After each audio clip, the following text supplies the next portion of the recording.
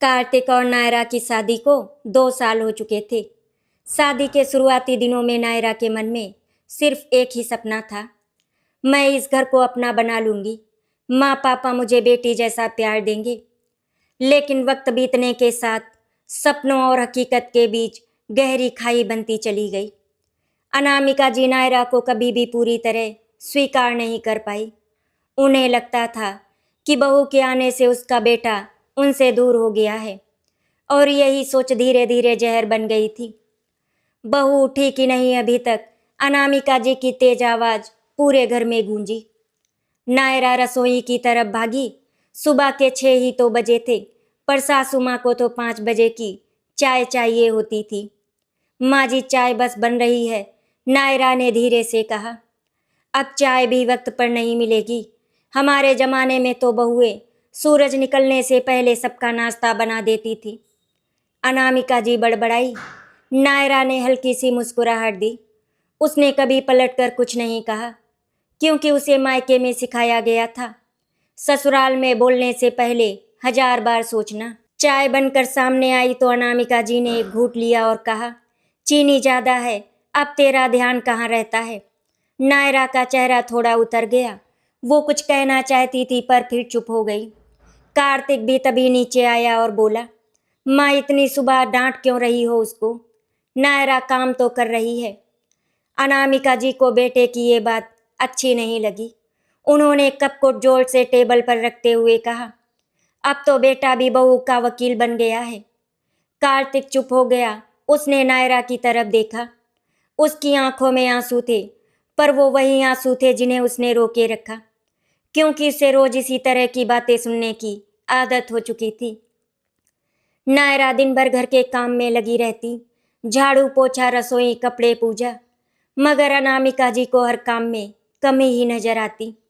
ये झाड़ू ठीक से नहीं लगाया, दाल में नमक कम है, मेरे कपड़े ठीक से नहीं धुले। और अगर कभी नायरा बोल देती, माँ जी मैं कोशिश तो करती हूँ, तो जवाब मिलता, हमारे समय में बहुएं ऐसे जवाब नहीं देती थी। आजकल की लड़कियां बस मायके की सह पर चली आती हैं। हर दिन ऐसा ही चलता और कार्तिक अक्सर ऑफिस चला जाता, जिससे नायरा अकेली सब सुनती रहती। ससुर श्याम प्रसाद जी उसे समझते थे पर बोलते कुछ नहीं। वो हर बार बस एक नज़र नायरा पर डालते और आह भरकर अपने कमरे में चले जाते। रात में जब सब लोग सो जाते तो नायरा अक्सर छत पर चली जाती। वो नीले आसमान को देखती, आंखों में आंसू लिए खुद से सवाल करती, क्या मैं इतनी बुरी हूँ? मैंने तो बस थोड़ा अपनापन चाहा था। क्यों ससुराल में बहू को हर बात में दोषी ठहराया जाता है? उसकी आंखों से आंसू गिरते, लेकिन किसी को पता नहीं चलता। उसे लगता था जैसे वो इस घर में शरीर से तो है, लेकिन मन से अकेली है। कार्तिक अपनी पत्नी और माँ दोनों से प्यार करता था। वो जानता था माँ की बातें नायरा को तकलीफ देती हैं, पर वो कभी खुलकर बोल नहीं पाता। उसे डर था कि माँ को कुछ कह दिया तो वो नाराज हो जाएंगी। रात को जब वो कमरे में आया तो नायरा ने धीमे से कहा, कार्तिक क्या मैं इतनी बुरी हूँ? ऐसा क्यों पूछ रही हो? कार्तिक ने चौंकते हुए कहा, क्योंकि तुम्हारी माँ हर दिन मुझसे नाराज रहती हैं। उनके हिसाब से मैं हर दिन कुछ न कुछ गलत कर देती हूँ। मुझे समझ नहीं आता मैं क्या करूँ। कार्तिक ने उसकी आंखों में देखा, वो सच में टूटी हुई थी। उसने उसका हाथ पकड़कर कहा, ऐसा मत सोचो, माँ बस थोड़ी पुरानी सोच की है, वक्त लगेगा, वक्त लगेगा, नायरा ने हंसते हुए कहा। लेकिन वो हंसी दर्द से भरी थी। कार्तिक, वक्त तो बीत रहा है, लेकिन मेरा दिल, वो हर दिन थोड़ा थोड़ा टूट रहा है।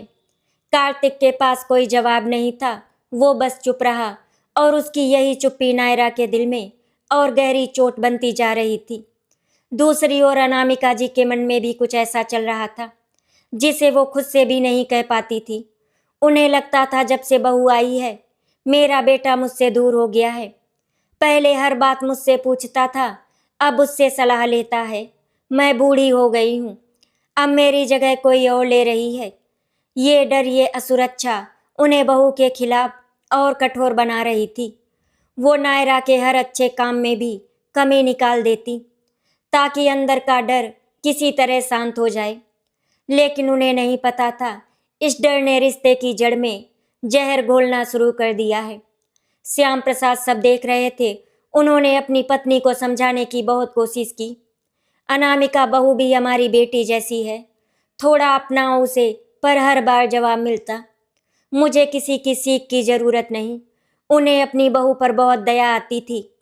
नायरा हर दिन पूरे घर को संभालती, मगर बदले में उसे कभी एक प्यार भरा शब्द नहीं मिलता। उन्होंने कई बार सोचा कि बेटे से खुलकर बात करें, पर वो जानते थे ये मामला संवेदनशील है। अगर जरा सा भी कुछ गलत कहा तो परिवार और बिखर जाएगा। उस रात कुछ ऐसा हुआ जिसने माहौल और भी भारी कर दिया। रात को खाना खाते वक्त अनामिका जी ने कहा, कार्तिक कल बहू को लेकर तेरी बुआ के घर मत जाना, वो जगह ऐसी नहीं जहां ये फिट हो। नायरा के दिल में जैसे किसी ने छुरा घोंप दिया हो। उसने कभी किसी से कुछ नहीं मांगा था और आज माँ जी ने उसके अस्तित्व को ही ठुकरा दिया। कार्तिक ने धीमी आवाज में कहा, माँ आप ऐसा क्यों कहती हैं, वो मेरी पत्नी है। अनामिका बोली, तेरी पत्नी है, लेकिन हमारे रिश्तेदारों में सबको पसंद नहीं आएगी। ये मायके की चाल चलन वाली बहू है, बस माँ। कार्तिक की आवाज ऊंची हो गई, अब आप हद पार कर रही हैं। अनामिका जी की आंखों में आंसू आ गए।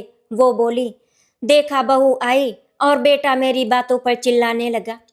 नायरा वहीं कुर्सी पर बैठी रही, उसने कुछ नहीं कहा। उसकी आंखों में आंसू थे, लेकिन उसने सिर झुका लिया। श्याम प्रसाद उठकर कमरे में चले गए। कार्तिक चुप और अनामिका अपने कमरे में जाकर दरवाजा बंद कर रोने लगी। घर में खामोशी फैल गई थी। वही घर जो कभी हंसी से गूंजता था, अब आंसुओं से भर चुका था। रात को छत पर नायरा आसमान की ओर देख रही थी। हल्की हवा उसके चेहरे को छू रही थी, पर दिल में तूफान था। क्या सच में ये रिश्ता है या बस एक जिम्मेदारी जिसे निभाते निभाते मैं खुद को खो दूंगी। दूर किसी मंदिर में घंटी बजी, जैसे किसी ने उसे जवाब दिया हो। रिश्ते वक्त मांगते हैं, लेकिन सबसे ज्यादा हिम्मत भी। नायरा ने आंसू पोंछे, पर दिल में एक बात ठान ली, अब मैं इस रिश्ते को टूटने नहीं दूंगी, चाहे खुद को ही क्यों ना तोड़ना पड़े। नायरा रोज की तरह सुबह जल्दी उठी। सासू माँ को 5 बजे की चाय चाहिए होती थी। वो रसोई में खामोशी से काम कर रही थी। पानी उबल रहा था, चाय पत्ती की खुशबू उठ रही थी, लेकिन उसकी आंखों में अब वो चमक नहीं थी जो शादी के शुरुआती दिनों में हुआ करती थी। उसने आईने में खुद को देखा। आंखों के नीचे हल्के काले घेरे, चेहरे पर थकावट और मुस्कुराहट लगभग गायब। उसने खुद से धीरे से कहा, नायरा तू वो लड़की तो नहीं जो कभी हंसती थी। बहू, अनामिका जी की आवाज फिर गूंजी। हाँ माँ जी, आ रही हूँ। नायरा ने ट्रे उठाई और बैठक में पहुंची। अनामिका जी ने एक घूंट लिया। चीनी ज्यादा, दूध कम, तू रोज गलती क्यों करती है, अब तक तो सीख जाना चाहिए था। नायरा का दिल फिर से बैठ गया। उसने बहुत नरमी से कहा, माँ जी माफ कीजिए, दूसरी बना के दूं क्या? रहने दे, अब तेरे बस की बात नहीं। अनामिका जी ने झटके से कप टेबल पर रखा। आवाज पूरे घर में गूंजी। कार्तिक सीढ़ियों से उतर रहा था। उसने ये दृश्य देखा और माँ के पास जाकर बोला, माँ नायरा से इतना गुस्सा क्यों कर रही हो? वो तो सुबह से काम में लगी है। अनामिका जी का चेहरा लाल हो गया। तू फिर उसी के पक्ष में बोलेगा? माँ मैं किसी के पक्ष में नहीं बोल रहा, बस इतना कह रहा हूँ कि हर बात में डांटना ठीक नहीं। अब तू मुझे सिखाएगा कि मुझे कैसे बोलना है। अनामिका जी ने गुस्से में कहा, तू तो भूल ही गया कि तेरी माँ कौन है, अब बहू ही तेरी दुनिया है ना। कार्तिक चुप हो गया। नायरा वहीं खड़ी थी। वो चाहती थी कार्तिक कुछ बोले, उसके लिए खड़ा हो, लेकिन कार्तिक की चुप्पी ने उसके दिल को फिर से काट डाला। रसोई में लौटते ही नायरा की आंखों से आंसू टपकने लगे। उसने खुद को आईने में देखा और मन में सोचा, क्या गलती मेरी ही है हमेशा? क्या मेरा कोई हक नहीं इस घर में? क्या मैं बस ताने सुनने के लिए ही इस रिश्ते में हूँ? बचपन में उसकी माँ अक्सर कहा करती थी, बेटी शादी के बाद तू दूसरे घर जाएगी, वहाँ सबका दिल जीतना। नायरा ने वही किया, लेकिन उसका दिल तो खुद हर दिन हारता जा रहा था। कार्तिक कमरे में आया। उसने देखा नायरा चुप बैठी है। उसने हल्की आवाज में कहा, नायरा। कुछ मत कहो, कार्तिक, उसने धीरे से कहा।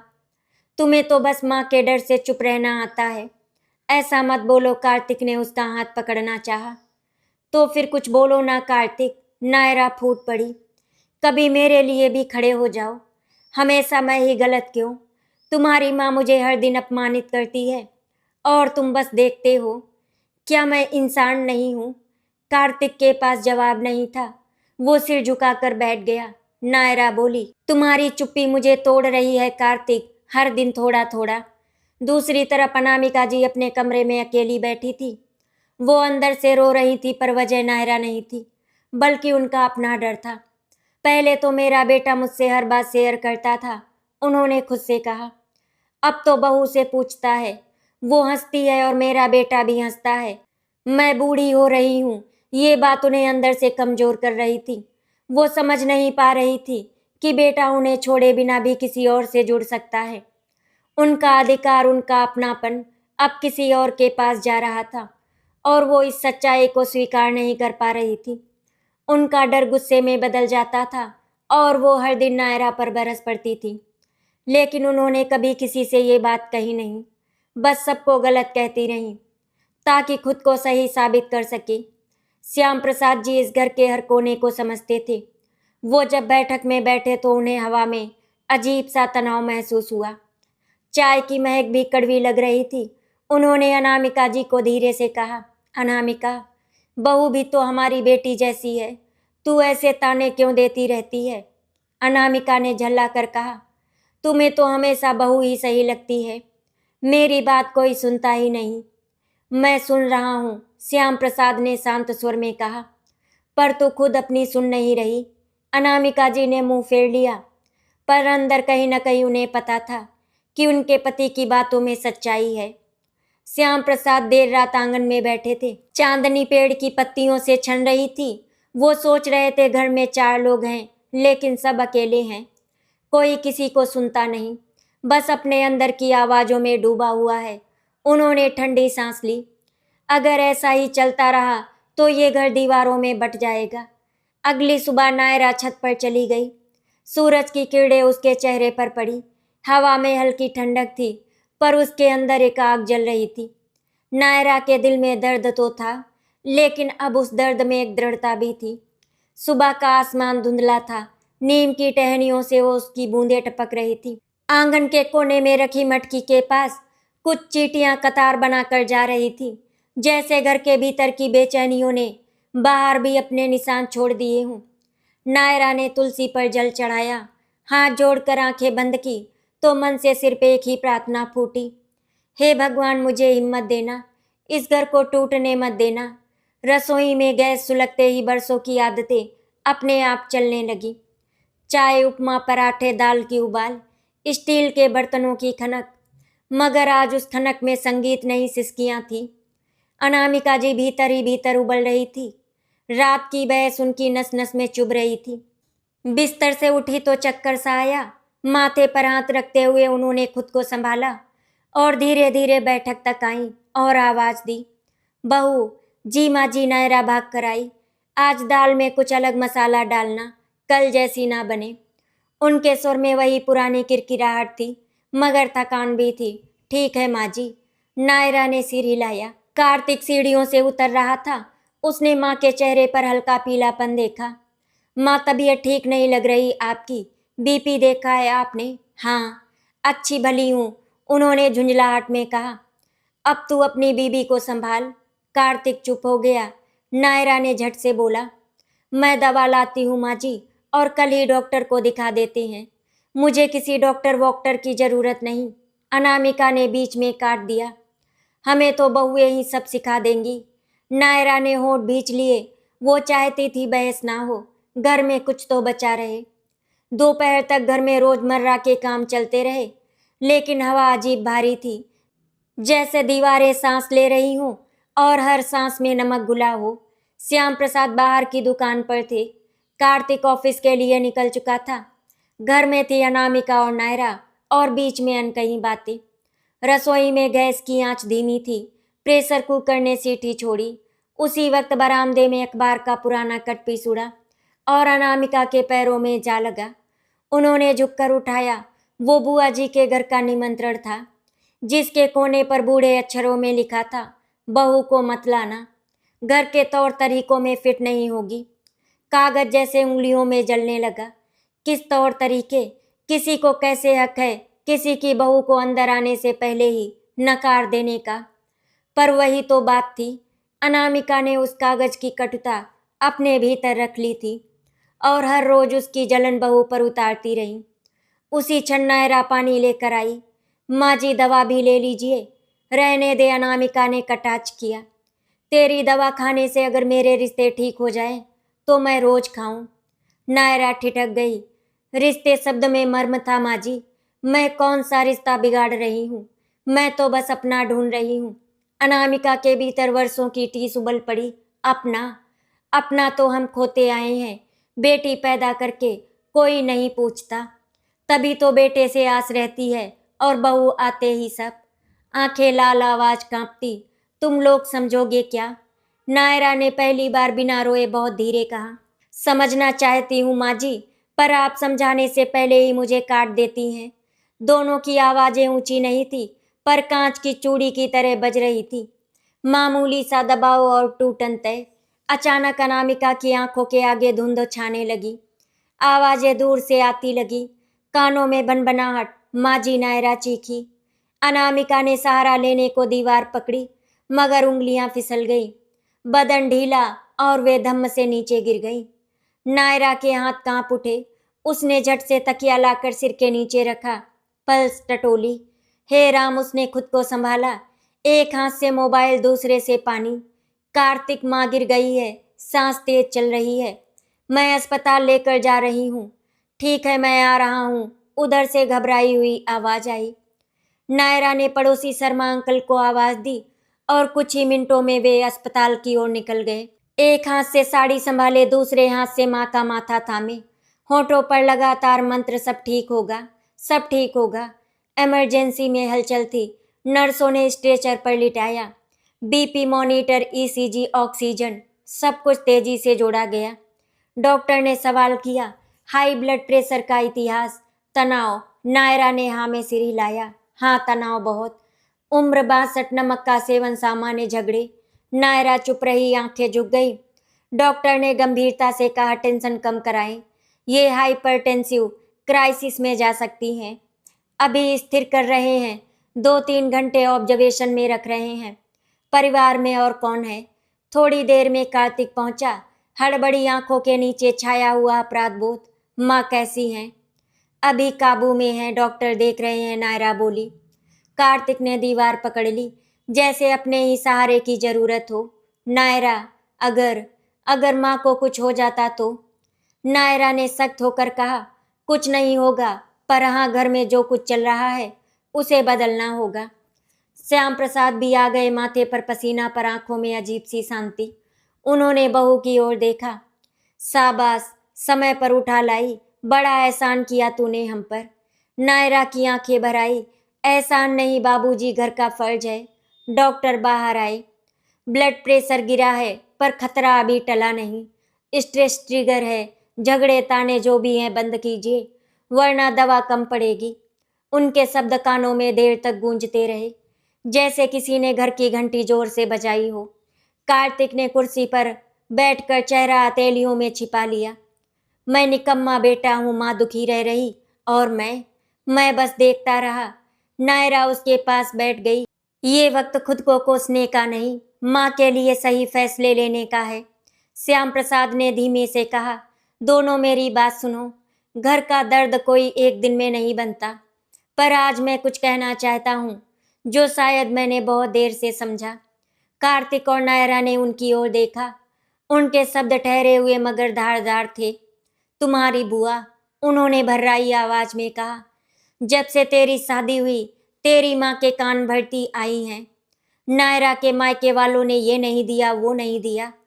बहू तेरे बेटे को तुझसे दूर कर देगी और मैं चुप रहा। कार्तिक चौंक उठा। पापा, पर मैंने तो कभी दहेज, बिल्कुल नहीं, श्याम प्रसाद ने कहा। हमने तुम्हारी माँ से छिपाकर नायरा के पापा को साफ कहा था, कोई दहेज नहीं चाहिए। तुम्हारी माँ की एक ही जिद थी, समाज क्या कहेगा, और समाज ने कहा भी। कमरा सजाने तक की बातें, बुआ ने मसाले डाले और तेरी माँ का मन जलता रहा। उस जलन की आंच बहू पर उतरती रही। नायरा की आंखें भीग गई। तो ये सब उस कागज के टुकड़े और समाज के तानों की वजह से। श्याम प्रसाद की आंखें डबडबा गईं। बेटी रिश्ते कभी कभी समाज के चेहरे से डरकर अपना चेहरा खो देते हैं। कार्तिक हतप्रभ था। माँ को आपने बताया क्यों नहीं कि आपने दहेज ठुकराया था? बताया था बेटा, उन्होंने थकी मुस्कान के साथ कहा। पर बुआ की बातें तेज थी और मेरा सच धीमा पड़ गया। मुझसे बड़ी भूल हुई। मैंने पत्नी के डर को समझ नहीं, तर्क से रोकना चाहा। डर तर्क से नहीं जाता, आलिंगन से जाता है। तीनों के बीच जो पहला सच आया, उसने हवा बदल दी। ये नायरा बनाम अनामिका नहीं था, ये अनामिका बनाम अपना ही डर था। और उस डर को समाज, बुआ के ताने और लोग क्या कहेंगे ने पोषित किया था। श्याम प्रसाद धीरे धीरे बोलते रहे। तुम्हारी माँ जब इस घर में बहू बनकर आई थी, उनके भी सास ससुर ने उन्हें जी भर चुभोया। उसका रोना मैंने भी देखा है बेटा। उन्होंने तब मन ही मन कसम खाई थी कि वे कभी अपनी बहू को नहीं रुलाएंगी। पर वक्त आया तो उसी डर और उसी अधिकार ने उन्हें कठोर बना दिया। उनके भीतर का बच्चा जिसे कभी अपनाया नहीं गया, वही बच्चा आज बहू पर गुरु बनकर बैठ गया है। वो मानती हैं कि अगर वे सख्त रहेंगी तो अपनी जगह बची रहेगी। उन्हें कौन बताए कि जगह बांटने से जगह बढ़ती है, घटती नहीं। कार्तिक का गला रूंध गया। माँ इतनी अकेली थी और हम समझ ही नहीं पाए। नायरा की पलकें भीग गई। काश उन्होंने मुझे बेटी समझकर गले लगा लिया होता। मैं उनकी जगह दुनिया से लड़ लेती। शाम ढलते ढलते अनामिका की आंखें खुली। निगाहों में धुंध थी। मॉनिटर की बीप पर नजर गई, फिर बगल में कुर्सी पर बैठी नायरा पर। नायरा की पलकों पर रात भर की थकान सोई थी। हाथ में दवा की शीशी, गोद में फाइल। अनामिका ने होठ हिलाए, बहू। नायरा झट से उठी। जी माँ जी, कैसी हैं? पानी। नायरा ने ग्लास टिकाया। अनामिका की हथेलियां कांप रही थी। नायरा ने सहारा दिया। तुम साथ थी जी, जहां आप वहां मैं। अनामिका की आंखों के कोने गीले हो गए। भीतर से बेहद धीमी आवाज आई, धन्यवाद। पर शब्द बाहर नहीं निकला, सिर्फ नजर बोली। तभी कार्तिक और श्याम प्रसाद भीतर आए। कार्तिक झुका। माँ, मैं। कुछ मत बोल, अनामिका ने इशारे से रोका। बस बैठ जा। उनकी आंखें बेटे के चेहरे पर टिकी, जिनमें अब पहली बार डर नहीं, थकान और जरूरत झलक रही थी। अगले दिन डॉक्टर ने छुट्टी देते हुए कहा, दवाइयाँ समय पर, नमक कम और सबसे जरूरी, परिवार का वातावरण शांत। रोग शरीर में है पर जड़ मन में। नकारात्मकता को घर से बाहर निकालिए, वरना मरीज बार बार लौटेंगी आईसीयू में। खामोशी छा गई। कागजी औषधियाँ हाथ में थी, लेकिन असली इलाज घर की दीवारों पर लिखना था। जब तक टैक्सी घर पहुंची, सूरज ढल चुका था। आंगन में नीम के नीचे बिखरी पत्तियां जैसे कह रही थी, झाड़ दो मुझे, ताकि नई कोपले निकल सके। गेट के पास ही बुआ मिल गई, हाथ में थाली, चेहरे पर बनावटी चिंता। अरे बहन, कैसी हो? आजकल की बहुएं। बात अधूरी थी कि श्याम प्रसाद जी बीच में आ खड़े हुए और बोले, आजकल के लोग भी कम दोषी नहीं, जो हर बार बहू को काट कर अपने आदर्शों की प्लेट सजाते हैं। बुआ सक पका गई। मैं तो बस यही तक श्याम प्रसाद का स्वर दृढ़ था। इस घर का इलाज हो रहा है, जहर मिलाने ना आए। अनामिका ने बुआ की ओर देखा। उनकी आंखों में पहली जैसी श्रद्धा नहीं, थोड़ी सी दूरी थी। पहली बार उन्होंने दबे स्वर में कहा, दीदी अब रहने दीजिए, मुझे अपनी बहू के साथ जीना सीखना है। बुआ थाली समेट कर खिसकती हुई चली गई। आंगन में जैसे हवा हल्की हो गई। रात को भोजन के बाद श्याम प्रसाद ने कार्तिक और नायरा को कमरे में भेज दिया। तुम लोग आराम करो, और वे खुद अनामिका के पास बैठ गए। कुछ देर खामोशी पड़ी रही, फिर उन्होंने धीमे से कहा, अनामिका, जिसके जाने का डर था वही बेटा तेरे सिराने बैठा है, और जिसे तू पराया समझती रही वही बहू तेरी नब्ज पकड़कर रात काट गई। अनामिका ने आंखें मूंद ली। कुछ देर बाद फुसफुसाई, मैं हार गई श्याम प्रसाद, मैं हर रोज हार गई। उससे जिसके लिए मैं लड़ती रही, अपने ही अकेलेपन से। श्याम प्रसाद ने उसके माथे पर हथेली रखी। हार नहीं ये समझ है। अब सुन, कल सुबह जब तू ठीक महसूस करे, पहले बात बहू से करना। बहू मुझे सिखा तेरी दुनिया कैसी है, मैं सीखूंगी। और पहला नियम, दीदी का घर तभी जब बहू तेरे साथ चले सिर ऊंचा करके। अनामिका की पलकों पर नमी टिक गई। और कार्तिक, उन्होंने धीमे से पूछा, उससे कहे बेटा बहू और माँ के बीच दीवार मत बन, पुल बन जा। दीवारें खड़ी करना आसान है, पुल बनाना हिम्मत मांगता है। श्याम प्रसाद मुस्कुरा दिए। अगली सुबह नायरा रसोई में थी कि डाकिया आवाज दे गया। एक पुराना पीला सा लिफाफा, कोने पर नायरा के स्वर्गीय पिता की लिखावट, तारीख शादी के 1 हफ्ते बाद की। नायरा का दिल धक से रह गया। उसने कांपते हाथों से खोला। प्रिय श्याम प्रसाद जी, दहेज न लेने का आपका फैसला मेरे लिए बेटी से बड़ा तोहफा है। बस एक गुजारिश है, नायरा को बेटी समझिएगा। वो बहुत ही संवेदनशील है, कम बोलती है पर घर को जीवन दे देती है। अगर कभी उससे भूल हो जाए तो उसको माँ बाप की तरह डांटिएगा, अजनबी की तरह नहीं। आपका शंकर प्रसाद, नायरा का पिता। नायरा ने चुपचाप खत श्याम प्रसाद के पास रख दिया। बाबूजी, ये आपको आज मिला। श्याम प्रसाद ने पढ़ते ही चौखट को थाम लिया। अरे, ये पत्र डाक में अटक गया होगा, या शायद हमें आज ही पढ़ना था। अनामिका दरवाजे पर खड़ी थी, उन्होंने भी सुना। वो धीरे धीरे चलकर नायरा के पास आई। बहू, उनकी आवाज भर्रा गई। मैं तुझे अजनबी बना बैठी, मुझे माफ कर दे। नायरा का गला फंस गया। उसने धीरे से माँ का हाथ थाम लिया। माँ जी, मैं रोज इंतजार करती थी ये सुनने का। दोनों की उंगलियां एक दूसरे में उलझ गईं, जैसे दो टूटी रेखाएं अचानक एक पूर्ण वृत्त बन गई हों। उस दिन दोपहर तक घर का तापमान सचमुच बदल गया। अनामिका ने रसोई में जाकर कहा, आज दाल में वही मसाला डालना जो तू डालती है, मुझे भी सीखना है। नायरा मुस्कुरा दी। जी माँ जी, और आज नमक मैं आधा कर दूंगी। और आज चाय मैं बनाऊंगी, अनामिका बोली। तू बैठ जा, तेरी आंखों के नीचे काले घेरे बता रहे हैं। हमने तुझसे बहुत काम ले लिया। रसोई में पहली बार कटाक्ष नहीं, कनखियों से मुस्कुराहट उबल रही थी। कार्तिक दरवाजे से देखता रहा, आंखें भीग गईं। वो आगे बढ़ा और माँ के कंधे से सिर लगा लिया। मेरी माँ वापस आ गई। अनामिका ने बेटे की पीठ थपथपाई। और मेरा बेटा अब पुल बनकर रहेगा, दीवार नहीं। वादा। कार्तिक ने नायरा की ओर देखकर कहा, तुम दोनों की आधी आधी तरफ मैं हूँ। श्याम प्रसाद ने ताली बजाई। वाह, अब बात बनी। शाम को आंगन में दिया जला। तुलसी के आगे तीनों, अनामिका, नायरा, कार्तिक एक साथ। आरती की थाली नायरा ने माँ के हाथ में दी। अनामिका ने थाली घुमाई और फिर पहली बार उसे नायरा के हाथों में सौंप दी। अब तू आगे बढ़, और जब थक जाए तो मैं पकड़ लूंगी। दीवारों पर सुनहरी रेखाएं उभरी, जैसे घर ने चैन की सांस ली। दर्द अभी था पर अब दिशा भी थी। फासले अभी थे पर अब पुल भी था। एक खत ने माँ बनाम अजनबी की रेखा मिटा दी। घर में पहला आलिंगन हुआ, कटाक्षों की जगह सीखने और सहने की साझेदारी। पर कहानी यहीं पूरी नहीं। अगले मोड़ पर पुराने लोग, पुराने ताने, और अंदर का अहम फिर परीक्षा लेगा। सुबह की हल्की धूप आंगन में बिखरी हुई थी। नीम के पेड़ की पत्तियां सुनहरी किरणों में झिलमिला रही थी।